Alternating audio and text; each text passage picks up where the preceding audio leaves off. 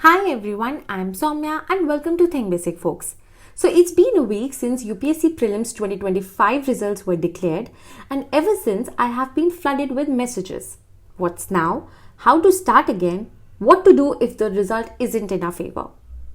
There's no shortages of video out there on the unpredictability of UPSC, on the emotional pain, the setbacks, the failures, the plan Bs and the second chances. But still, I chose to remain silent for a reason. Because I understand the silence that comes after disappointment, the emotional aftermath, the inner conflict, and the hidden desire that flickers, unsure whether to burn brighter or just fade away. When you don't see your roll number in that PDF, it's not just a result, it feels like a verdict. And in that moment, your mind and heart are flooded with questions, regrets, and many what ifs. But it's been 7 days now. The dust is settling, and now it's time. Time to rethink, to realign, to gather your loose ends and begin again. Because I know you still carry that silent determination within you, that unshakable will, that burning desire to conquer this exam, no matter how many setbacks come your way. But let's also be practical. Let's talk reality. देखो यार, सीधी सी बात है, UPSC clear करने के लिए एक serious attempt चाहिए, बस एक. फिर चाहे वो आपका पहला हो, दूसरा हो, चौथा हो या आखिरी हो. But should you keep preparing full time for this exam even after your third attempt? No. And I say this with complete clarity. No. If you have given your honest, focused best in 3 serious attempts, probably it's time to diversify your path, not to give up minded, but to evolve. Because even if, let's say, you clear mains in future and walk into that interview room, the panel will definitely ask you what else did you do alongside the preparation. And then you must have an answer. That answer could be higher studies, a private job, a passion project, a small venture, or upskilling in a field you love. But remember this, after your third serious attempt, just don't prepare harder, rather prepare smarter and prepare with a plan. The plan that I will discuss for pre-plus mains integrated preparation for 2026 July onwards in the next video this Saturday. Remember this, that this isn't the end, it's a redirection. Because the fire inside you is still burning, you just have to give it a new direction. Okay? But here's something most aspirants don't realize. Whether it was your first attempt or fourth attempt, 90% aspirants won't clear prelims next year either.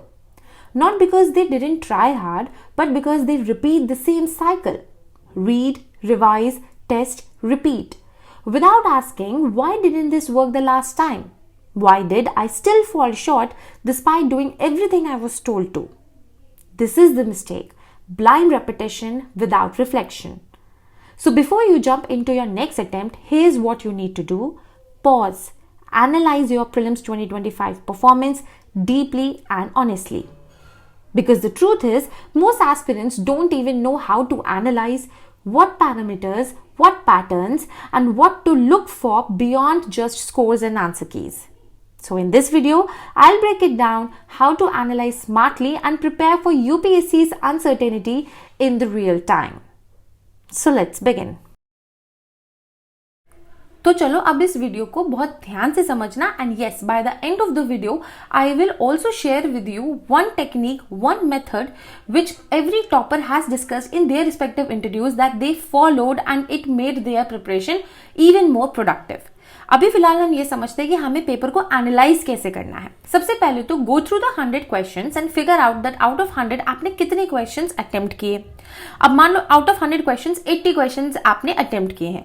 अब इनमें से ये देखो that among all these 80 questions कितने questions ऐसे थे जिसमें आप बिल्कुल 100% श्योर थे कि आपको उसका आंसर बिल्कुल आता है, उसमें आपको कोई भी इफ एंड बट नहीं है, कोई डाउट नहीं है. उतने नंबर ऑफ क्वेश्चंस को आप श्योर क्वेश्चंस के नीचे यहाँ पे लिखो. सपोज करो देवर 20 क्वेश्चंस आउट ऑफ 80 क्वेश्चंस जो आपको बिल्कुल 100% जिनका आंसर पता था.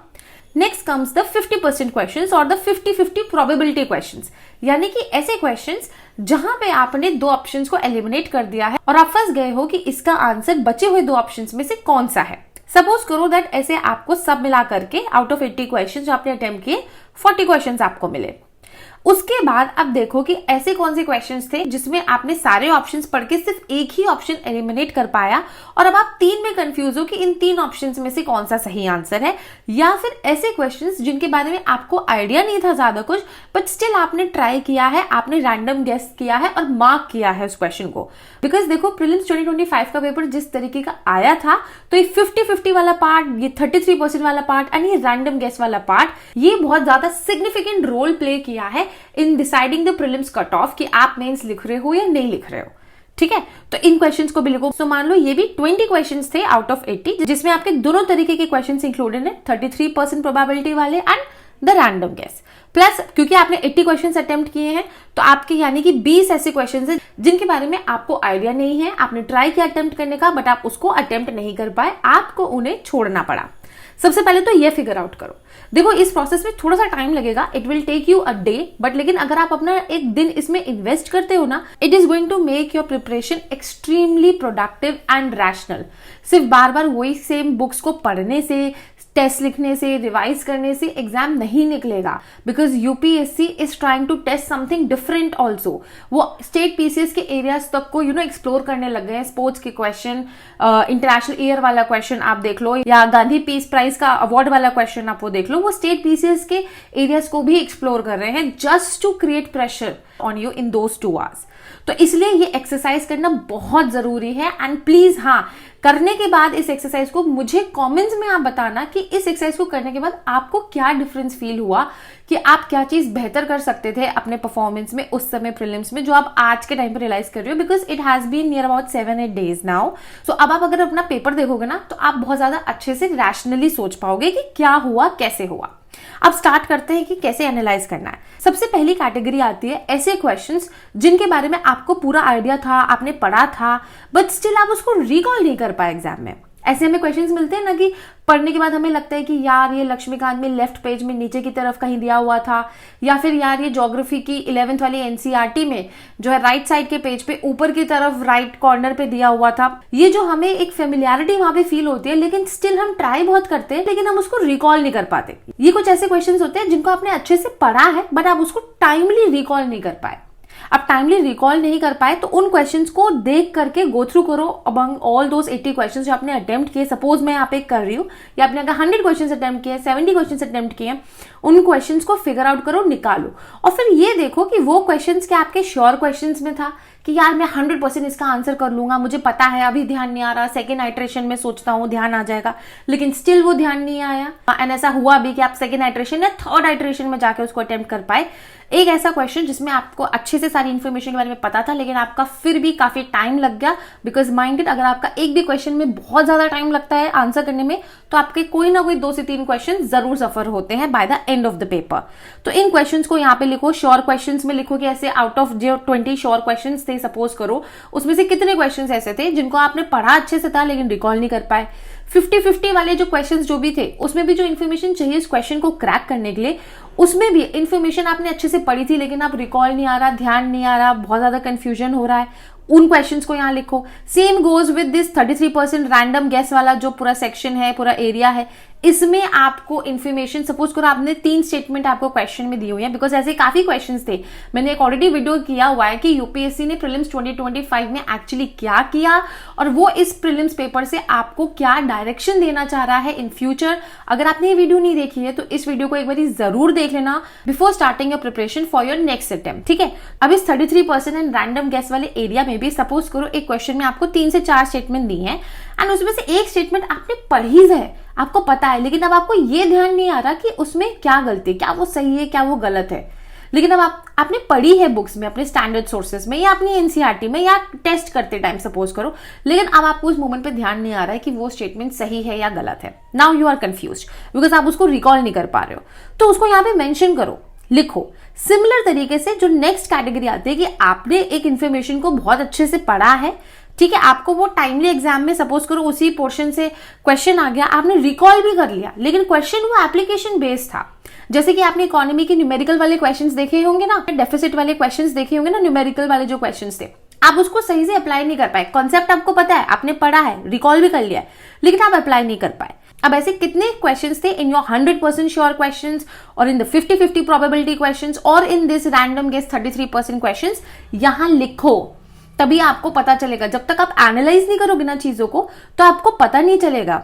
Then comes the silly mistake. अब सिली मिस्टेक्स क्या होती है कि आपने आंसर निकाल लिया, क्वेश्चन सॉल्व कर लिया है, आपने आंसर निकाल लिया लेकिन OMR में मार्क करते वक्त गलती कर दी, या फिर आपने आंसर निकाल लिया लेकिन आपसे करेक्ट इनकरेक्ट पूछा था वो आपने ध्यान नहीं दिया, उसमें गलती हो गई, या फिर आपको एक क्वेश्चन का आंसर बहुत अच्छे से आता था लेकिन एक्सट्रीमली ओवर थिंकिंग की वजह से डर डर के आंसर मार्क करने की वजह से, ओवर थिंकिंग की वजह से आप उसको गलत करा है। सो किसी भी तरीके की सिली मिस्टेक अगर आपने की है अमंग दीज श्योर क्वेश्चंस, जो आपको लगता था कि यार ये तो मेरे सारे 20 सही होंगे लेकिन शिट उसमें से मेरे 3 क्वेश्चंस तो सिली मिस्टेक में निकल गए, बिकॉज यहाँ पे एक क्वेश्चन की फाइट है माइंडेड। ऐसे क्वेश्चंस लिखूं 50-50% प्रोबेबिलिटी में आपने दिमाग सही लगा है लेकिन यार आपने वहां पे आंसर गलत मार्क कर दिया OMR में। जो भी सिली मिस्टेक्स करी है आपने इन रिस्पेक्टिव कैटेगरी वाले क्वेश्चंस में, उसको यहाँ पे आप मेंशन करो। Now last comes the intelligent guess work. And what do I mean by intelligent guess work? Means कि आपने आंसर निकालने के लिए लॉजिक, नॉलेज या किसी भी तरीके का एलिमिनेशन टेक्निक जो आपको उस मोमेंट पे समझ आया, आपने अप्लाई किया और उससे आपने आंसर निकाल करके मार्क किया था, उसको यहाँ पे मेंशन करो। और साथ साथ ना क्वेश्चन नंबर भी लिखते जाना। ऐसा नहीं है कि आपने सिर्फ टोटल नंबर ऑफ क्वेश्चंस यहाँ लिख दिए, नहीं, क्वेश्चन नंबर भी लिखते जाना कि हाँ ठीक है इसको मैंने अपने इंटेलिजेंट गेस वर्क से क्रैक किया था। श्योर 100% क्वेश्चन में भी आपके, क्योंकि कई सारे स्टेटमेंट वाले क्वेश्चंस थे, again I am saying this, 4 statement थी, 3 स्टेटमेंट थी, 2 आती थी, 1 नहीं आती थी, दिमाग लगा करके बिल्कुल 100% आंसर निकाल लिया एलिमिनेशन टेक्निक यूज करके कि यही आंसर है, लेकिन अल्टीमेटली वो आंसर आपका गलत हो गया, या फिर फॉर सपोज करो आपका आंसर सही भी हो गया। दोनों ही केसेस में यहाँ पे लिखो, हर एक क्वेश्चन नंबर लिखो जो भी आपका रिस्पेक्टिव सेट था, ठीक है, क्वेश्चन नंबर लिखो and total number of questions भी लिखो। इन रिस्पेक्टिव बॉक्सेस को फिल करना है हमें। उसके बाद हमको क्या करना है, अब आपने जो भी रिस्पेक्टिव क्वेश्चन नंबर्स यहाँ पे इन रिस्पेक्टिव बॉक्सेस में लिखे हैं ना, उनके आंसर्स को मैच करो और देखो उनके आंसर्स को कम से कम 3 आंसर की से मैच करना, 3, ठीक है, ये करना जरूरी है। बिकॉज देखो 99% एस्पिरेंट्स ऐसे हैं कि वो अपने प्रीलिम्स के आंसर कीज कभी मैच ही नहीं करते, ठीक है, ये गलती मत करो, ब्लाइंडली प्रिपरेशन मत करो यार। आपके ना अटेम्प्ट्स, जो आपके ना प्रेशियस साल है जो आपके यूथ के, वो निकलते चले जाएंगे, उसका कोई फायदा नहीं है। इसलिए मैच करो अपने आंसर्स को और फिर उन क्वेश्चन नंबर्स को यहाँ इन बॉक्सेस के अंदर सर्कल करो। फॉर एग्जाम्पल कि मेरा क्वेश्चन नंबर 11 मेरा जो है श्योर क्वेश्चन था, लेकिन मैंने उसमें इंटेलिजेंट गेसवर्क भी यूज किया था क्रैक करने के लिए एक स्टेटमेंट को, लेकिन वो गलत हो गया। या फिर मेरा क्वेश्चन नंबर 34 था जिसको मैंने 50-50% प्रोबेबिलिटी में डाला था, बहुत दिमाग लगाया, आंसर निकाला, लेकिन सिली मिस्टेक की वजह से मैं गलत आंसर मार्क कराया। तो इस तरीके से सर्कल करो इन क्वेश्चंस को और फिर फिगर आउट करो कि आपके कितने क्वेश्चंस जो गलत हुए वो किस रीजन की वजह से गलत हुए, वो आपको समझ में आएगा। क्या वो सिली मिस्टेक की वजह से गलत हुए, या फिर क्या आपने इंटेलिजेंट गेस वर्क या जो अप्रोच आप लगा रहे थे क्वेश्चन को सॉल्व करने के लिए वो आप सही नहीं लगा पाए। इसका मतलब आपको अपनी अप्रोच पे वर्क करने की और ज्यादा जरूरत है, जिसके लिए आपको एक्चुअली अपना कोर, अपने बेसिक्स, अपनी रीडिंग को स्ट्रॉन्ग करना है। या आपने रीड किया था, आपको रिकॉल भी हो गया था, लेकिन आप अप्लाई नहीं कर पाए, विच मीन्स की लैक ऑफ प्रैक्टिस रह गई थी एग्जाम से पहले। उतना हम प्रैक्टिस नहीं कर पाए कि हम वहां पे जाके तुरंत कम टाइम में अंडर प्रेशर, चाहे जिस भी तरीके का क्वेश्चन होता, अगर आपने एक टॉपिक को बहुत अच्छे से प्रिपेयर किया हुआ है तो अब मैं उसको अप्लाई नहीं कर पाया still, it indicates the lack of practice. And now comes this that कि हमने पढ़ा था बट हम रिकॉल ही नहीं कर पाए। What does this mean? इसका मतलब रिवीजन ही नहीं था, एनफ रिवीजन हमने किया ही नहीं। तो इन चीजों को क्रैक करो, इन चीजों को निकालो, अपनी ही आपने परफॉर्मेंस जो दी है प्रीलिम्स में उसको एक अच्छे से एनालाइज तो करके देखो एक बार। और एनालाइज करने के बाद अभी जो मैं नेक्स्ट वीडियो लेकर के आऊंगी ना, जुलाई ऑनवर्ड्स प्लान वाली, आप उसको देखो और उसी हिसाब से पढ़ना शुरू करो। हालांकि मेंस रिलेटेड ऑलरेडी मैंने GS 1 एंड GS पेपर 2 को कवर कर दिया है कि एग्जैक्टली सिलेबस हेड्स के अंदर हमें क्या पढ़ना है, कहां से पढ़ना है, क्या अप्रोच लगानी है उनको पढ़ते वक्त। आप उन वीडियोस को भी देखना, बिकॉज जो नेक्स्ट वीडियो में हम डिस्कस करेंगे वो एक इंटीग्रेटेड प्रिपरेशन होगी। हम वो गलती नहीं करेंगे कि बहुत सारे एस्पिरेंट्स क्या करते हैं ना, हमें पता नहीं चलता लेकिन अनइंटेंशनली हम 12 महीने में से साल के 8 से 9 से 10 महीने सिर्फ प्री रिलेटेड टॉपिक्स ही, वही 4-5 सब्जेक्ट पढ़ते रहते हैं, जिसका कोई फायदा नहीं है। तो इस तरीके से अगर आप अपना एनालिसिस करोगे आपको बहुत हेल्प मिलेगी to improve your preparation a lot. So now अगर आप इस वीडियो को अभी तक देख रहे हो, so I appreciate your patience, because इस एग्जाम के लिए पेशेंस की बहुत ज्यादा जरूरत होती है, जिसकी बहुत ज्यादा अनफॉर्चुनेटली कमी है। सो अगर आपने अभी तक इस वीडियो को यहाँ तक देखा है, now I am going to share with you a simple method, a simple technique जो हर टॉपर ने फॉलो किया है। उन्होंने अपने रिस्पेक्टिव कहीं ना कहीं किसी इंटरव्यू में उसके बारे में बात की है, लेकिन स्टिल वो चीज अमंग द एस्पिरेंट्स अभी भी फेमस नहीं है। That is about the daily journaling. आपको डेली जर्नलिंग करनी है। अब आपके पास पूरा अच्छा खासा टाइम है, आपको अपनी डेली जर्नलिंग करनी चाहिए। इसमें आपको करना क्या है, what do I mean by this daily journaling?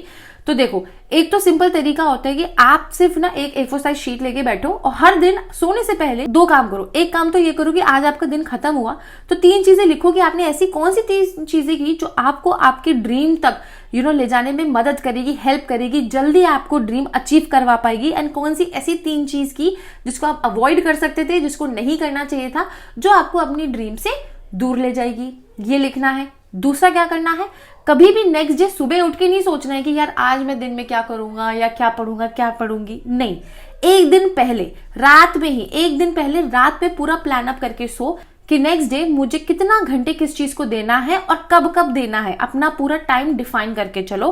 तो इस तरीके से अगर आप डेली जर्नलिंग करोगे ना, तो ये आपकी प्रिपरेशन को नहीं बल्कि आपकी पर्सनालिटी को भी बहुत स्ट्रांग बनाता है, जिसका बहुत ही ज्यादा डायरेक्ट इम्पैक्ट आपको अपने पर्सनालिटी टेस्ट यानी इंटरव्यू में भी देखने को मिलेगा। ठीक, सो आई होप अब आपको क्लियर हो गया होगा कि किस तरीके से हमें अपनी प्रीलिम्स की परफॉर्मेंस को एनालाइज करना है, so that we can develop our own purposeful path ahead for ourselves. हमें किसी पे डिपेंड ना होना पड़े। अपनी कमियां जानने के लिए हम खुद अपनी कमियां निकालेंगे, उसको सुधार करेंगे, इंप्रूव करेंगे, आगे बढ़ेंगे और क्लियर करेंगे पेपर। ठीक है, लेकिन हाँ, अगर आपके फिर भी कोई डाउट्स हो, so you can do let me know in the comments below. बहुत जल्द मिलूंगी मैं आपसे नेक्स्ट वीडियो में।